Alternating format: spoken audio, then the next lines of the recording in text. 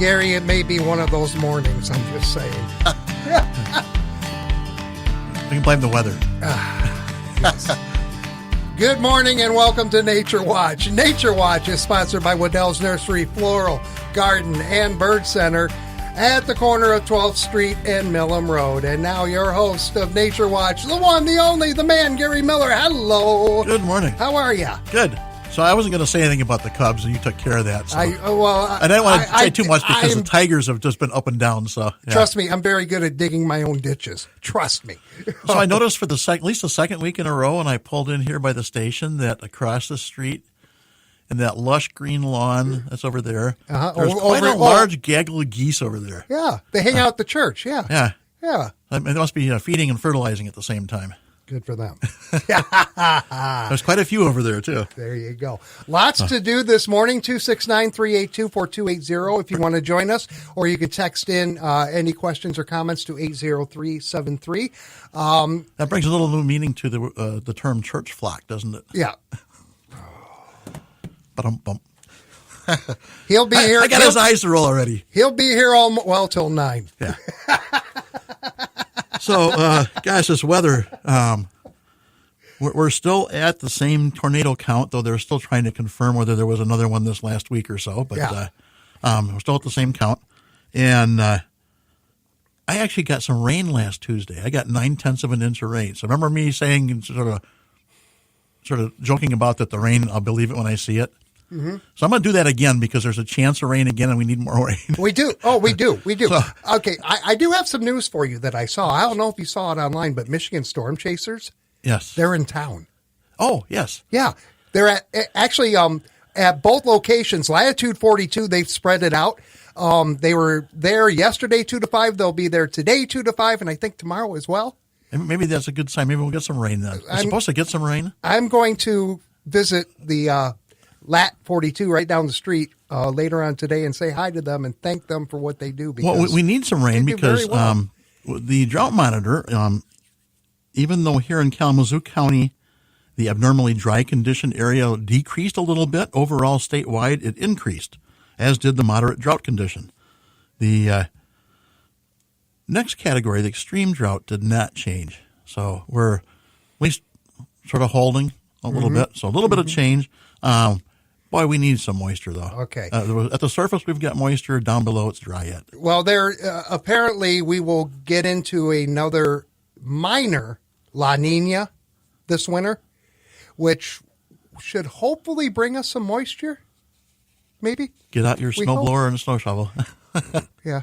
Okay. Well, I'm to the point right now. If I have to shovel it, I have to shovel it. Well, we'll say a few days this week, and actually the last couple of weeks, as warm as it got, snow coming down at the same time would have felt pretty refreshing. Oh, yeah, it would.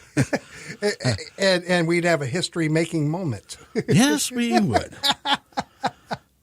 So happy World Honeybee Day today. Today is World Honeybee Day. I kind of woke up with a buzz. I mean, no.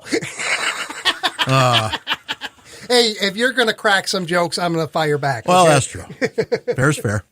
So some interesting fun facts about honeybees. Humans have been keeping bees for at least 4,500 years. And in approximately 8 weeks, a bee's lifespan, a worker bee will fly over 1.5 times the circumference of the Earth. What? Think about that. What? That's a long distance. Wow. A queen bee can lay up to 2,500 eggs every day. And honeybees beat their wings approximately 200 times per second. So next time you see a honeybee flying near you, just try to count those beats. Yeah. If you can see those beats, more power to you. You got some pretty good vision then. According to Greek mythology, Apollo was the first beekeeper. And the worker bee will die after it stings someone, which we mostly knew. A queen bee can sting someone without dying. So remember that if you get into a beehive. So bees are usually pretty tame. And one beehive can collect over 65 pounds of pollen in a year. And it takes about 10 pounds of pollen to make 1 pound of honey. So one hive does about 6.5 pounds of honey per year. Oh, okay. So it doesn't seem like a lot when you think about, looking at honey and the number of bees, but it depends on the size of the hive, but right. That's sort of average. Some neat facts about bees. And, I'm going to remember that next time I have honey barbecue sauce on anything. yeah, while you're waiting for the grilling to get done, you can share some bee facts with friends, and there you go. Be the talk of the water cooler come Monday morning. They'll be buzzing. I'll tell you what. We need to shift gears.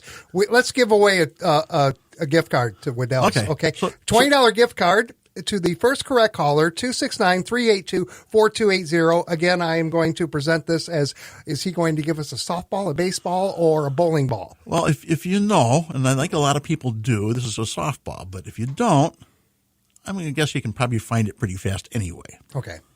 So in the early 1900s, a certain native to Michigan bird species population was very low. So low that some thought it near extinction. The Kellogg Bird Sanctuary, starting in 1927, was a prominent site for breeding this particular bird species and considerably increasing its numbers to the point that now the species has a very large population, sometimes considered a nuisance. What is the bird species? 269-382-4280. First correct caller will win a gift card. So what is the bird species that the Kellogg Bird Sanctuary was prominent in bringing back their population numbers? And it's a local trivia question. Yes, and actually, if you've been at the bird sanctuary, I will tell you they have a sign there with the information about this, too. Oh, yeah. So if you've been at the bird sanctuary and you remember anything you saw there, you might remember reading about this. Yeah. I think most people, when they hear the answer, are going to go, oh, yeah, I remember reading about that. So we'll see. We'll see about how much of a softball it is this morning. Well, why don't you pop that question one more time? So in the early 1900s, there was a bird species native to Michigan that was very low population, almost extinct, they thought. And in 1927, starting 1927, the Kellogg Bird Sanctuary was prominent in bringing this bird back population-wise. What is that bird species? Well, 269-382-4280. Good morning, WKZO. Who is this? Hello? Okay, I hear somebody, but they're breaking up. Oh. Hello? Hello. Hey, who is this? This is Donna. Donna, there you are. Good morning. What's your guess? The Canada goose. That is correct. Canadian geese. Yes. So hard to believe that, and actually it took decades to bring the numbers back. I know when I was a kid, seeing Canada geese was not a common sight. Even here, and I grew up in Southwest Michigan. So it took a long time to bring those numbers back. W.K. Kellogg, when he purchased the property around Wintergreen Lake to create the bird sanctuary, and then at some point donated it to Michigan State University to become the biological station, along with some other farm ground there. Mm-hmm. They started out with some actually Canada geese as decoys to bring in other birds, and they discovered that Wintergreen Lake is sort of the crossways of about 3 major migration paths for birds. Oh. And so perfect spot to see lots of birds. You get lots of birds different times of year, especially when they're migrating. And so he put a few Canada geese in there to act as decoys. So Canada geese were there. Oh, it's safe to land there. Other birds would land. And it worked. But they also let the Canada geese roam free. So they didn't clip their wings. They could fly away in that. And so that actually helped build up the population again. But I remember when I was a kid, it was not common to see them except when they were migrating through from farther north. And now they're everywhere. Everywhere. It's our fault, man. But so it actually brought their numbers back, that the DNR monitors the population, and they actually try to keep it around that 265 to 300,000 birds statewide. Okay. Just to, as far as resident birds. So and they use hunting to help maintain that number to some extent. So they actually had enough that they could start hunting again. And I can't shoot a geese. I can't. Or goose. I Goose, can't yeah. shoot a goose. I can't shoot geese. He can't talk very well either. I can't. Oh, sorry. Donna, are you still there, or did we scare you off? No, I'm still here. Okay. You are a winner of a $20 gift card to Waddell's. I do need to get some information from you, though. Can you hold the line for just a moment? Sure thing. Excellent. Thank you, Donna. And we will be back with more Nature Watch. Your phone calls, texts are welcome right here on WKZO. To attract wild birds, you'll need to provide their 3 basic needs: food, water, and shelter. For eye-appealing shelter, choose from dozens of birdhouses. And Woodell's is known for their great selection of trees and evergreens that can also provide shelter for the birds. The best way to keep them close to your landscape is to give them their favorite foods.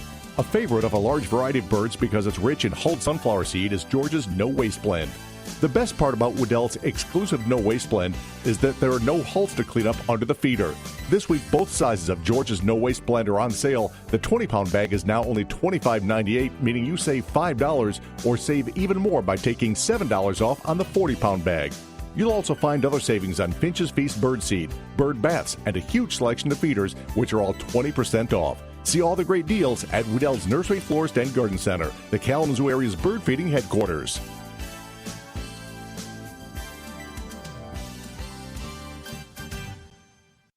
You asked for it and we deliver. More local news than ever before on 590 and 106.9 FM. WKZO.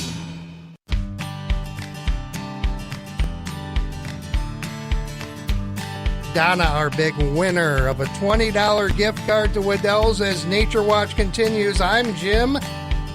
He's Gary. Yes, I am. Yes, you are. So the Michigan State Extension newsletter, they actually do periodically send out news releases on that, and they actually a little article about this the end of July about the Canada geese.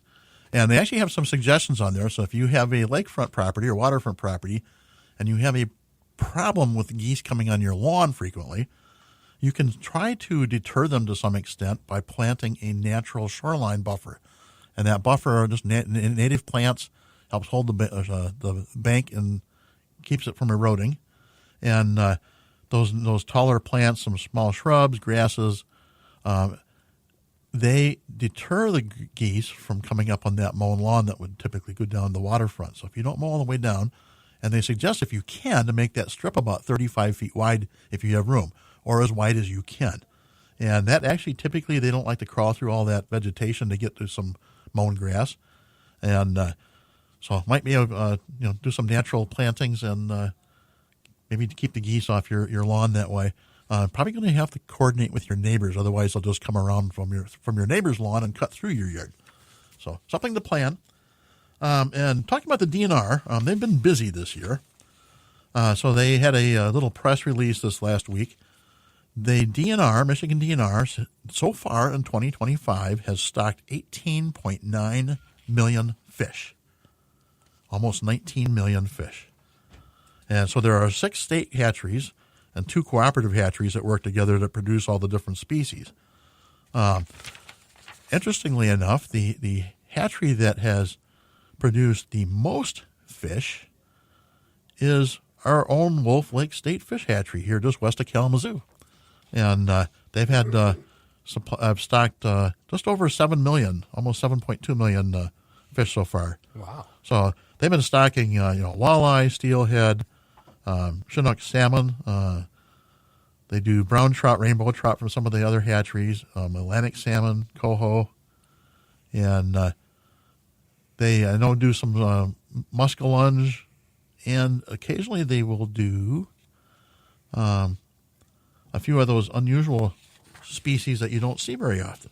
So if you have a chance, it's actually fun to go out and take a tour of the fish hatchery and see all the different fish that they are breeding and trying to get ready to release out and get back those natural native populations back in stock. And some of that is stock for fishing too. Oh, okay.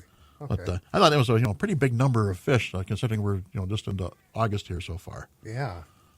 So, a couple other holidays coming up besides the Honeybee Day today. Holiday. Every day's a holiday. Well, actually, there's lots of holidays. I usually try to highlight the ones that are nature related. So next Wednesday, you'll like this one, Jim. Next Wednesday is World Mosquito Day. Oh, buzz off, will you? So, and it actually commemorates the occasion when Sir Ronald Ross discovered that female mosquitoes transmitted malaria to humans, and that was on August 20th, 1897. And that discovery would actually win him the Nobel Prize for Medicine in 1902, the first such award for a British scientist. So some interesting facts about mosquitoes. So mosquitoes are the world's deadliest creatures. killing more people than sharks, tigers, and crocodiles combined. Wow. Only female mosquitoes bite. Aedes mosquitoes, it's a type of mosquito, can go from an egg to an adult in 7 to 10 days. And the Aedes mosquitoes can lay up to 100 eggs at a time. Female mosquitoes can drink their entire weight in blood. I believe that. That one's not hard to believe. No. Mosquitoes tend to be more active when the moon is full. Really? So we'll have to remember that. Maybe they can Really? see better then. I don't know. They do it more by smell than anything, I think. So, and the typical mosquito lives approximately 2 to 3 weeks. You could own the water cooler come Monday. I'm just saying. So I will say that the barn swallows have been swooping all over at dusk time, hopefully eating lots of mosquitoes around my house. And I noticed they were quite active this morning, even though it was quite dewy out. So the mosquitoes are some of those lower bugs that would have spent the night in the grassy areas, probably not flying yet because their wings are wet. But Right. there were some insects about because the barn swallows were swooping about, and they stirred up a little family of goldfinch when I was going down the road that were feeding on some seeds. So birds are out and about this morning already. And so some events coming up tonight, and I don't know if the weather is going to be too promising. The Kalamazoo Astronomical Society has scheduled another public observing session at the Nature Center, and that goes from 9 p.m. to midnight. Check their website out to make sure they don't cancel. The hourly forecast looks like it's going to be possibly quite cloudy.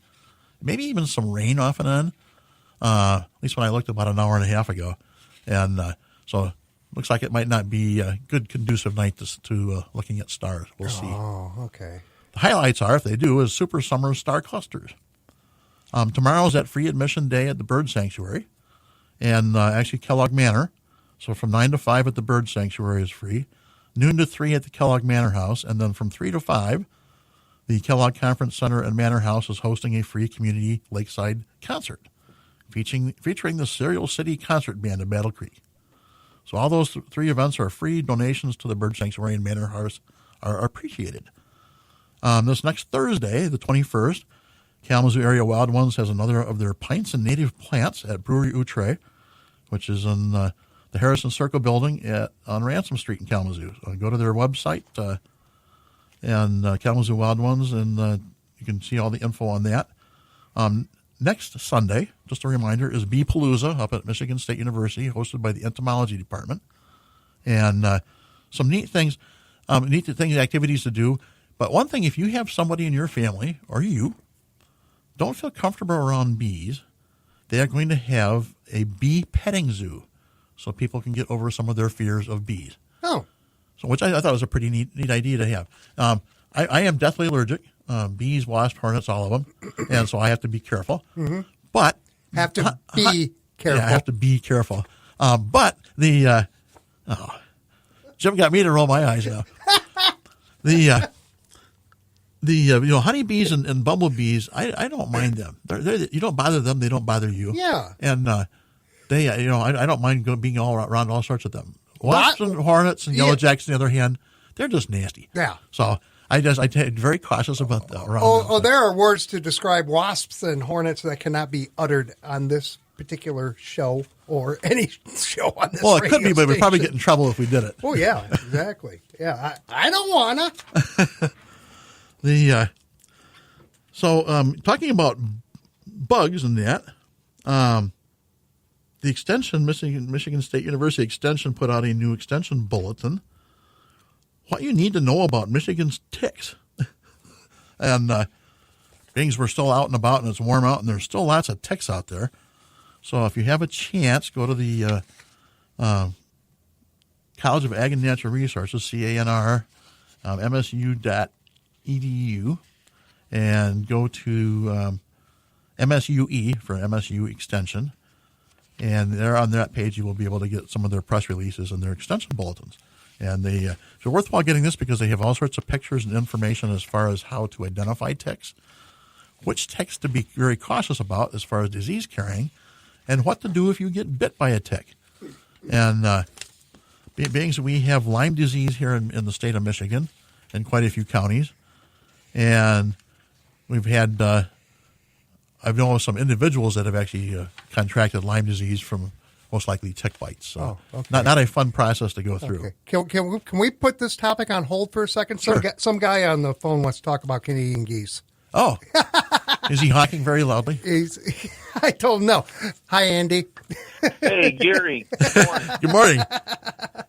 Gary, we were at a job this week that the geese were so bad that there was a boardwalk along Boston Lake, and we used a product we sell called Goose Away, and it's just an herbal mixture that we sprayed on the boardwalk, and I mean within minutes the geese did not like that barrier. I'm just trying to help folks that they have been a nuisance. The droppings are in. You told me how much a goose extracts every day, and it's poundage, and so they can be a real mess. Even though they are very beautiful, I'm just saying the Goose Away worked really good. It's a hose end adapter. You just spray on the areas, and it's safe for pets, and it takes care of turkeys too. Oh, that'd be good for those folks that don't have room to do a natural barrier and get those plants in there. So yeah, good. So it must be another aromatic.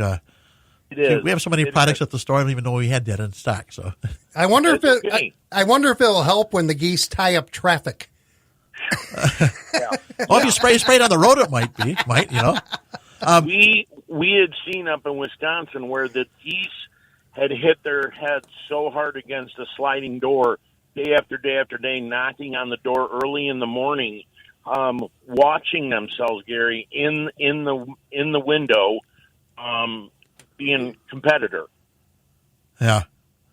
Oh.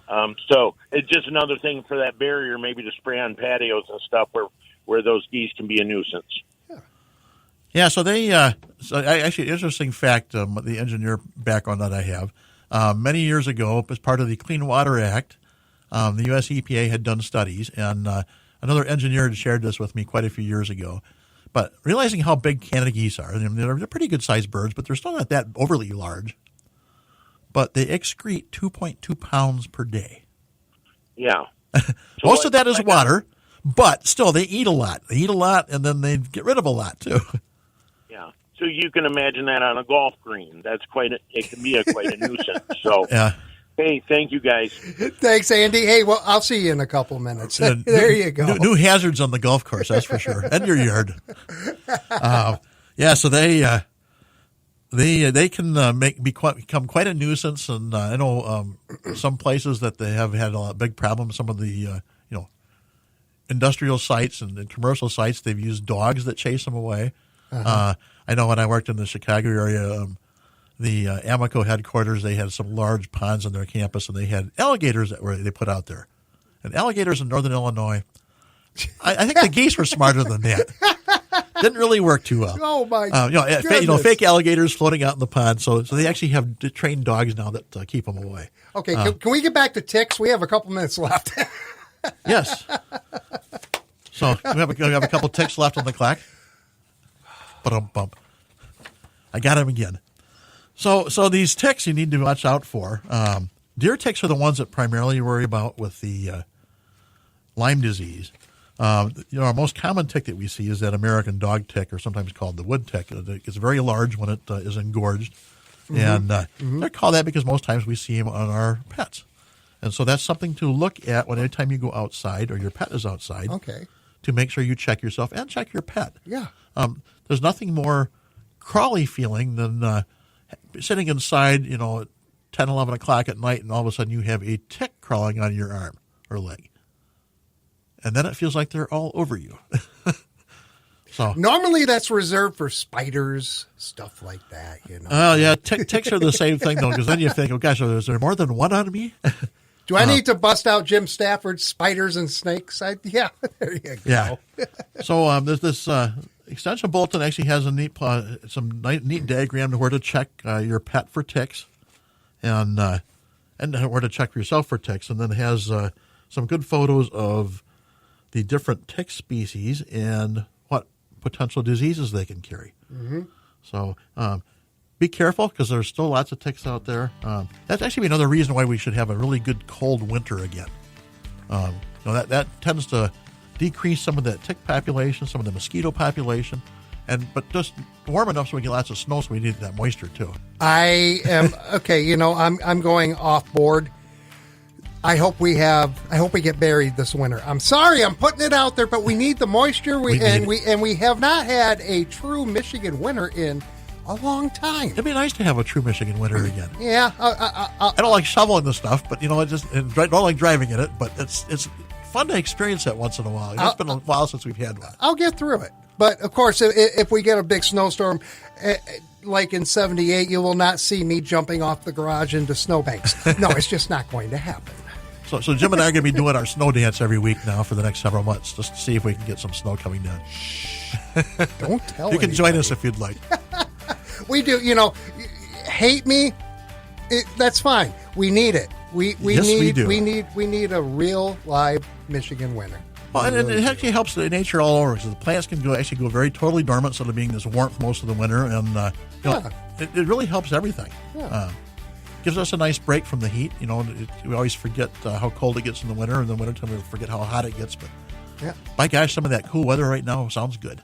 Any questions? You can email Gary at naturewatch@wadells.com. There you go. Thank you, sir. And thank you for listening to this edition of Nature Watch. Tune in each Saturday morning at 8:30 for Nature Watch. Brought to you by Waddell's Nursery, Floral, Garden, and Bird Center at the corner of 12th Street and Millam Road. CBS and local news is next, and then Andy Waddell is in with Over the Garden Fence on 590 and 106.9 FM WKZO.